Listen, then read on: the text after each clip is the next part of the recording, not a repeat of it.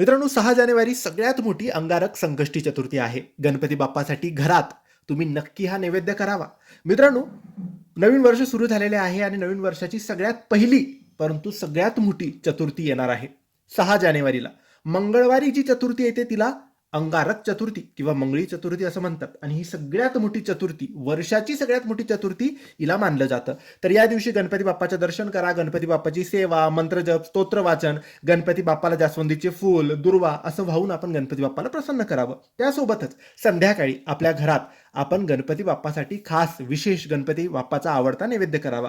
हा नैवेद्य कोणता? तर 21 मोदकांचा नैवेद्य तुम्हाला करायचा आहे. तुम्ही कोणतेही मोदक करा, उकळीचे करा किंवा तळणीचे करा, तुम्हाला जे येतील ते मोदक तुम्ही करायचे आहे.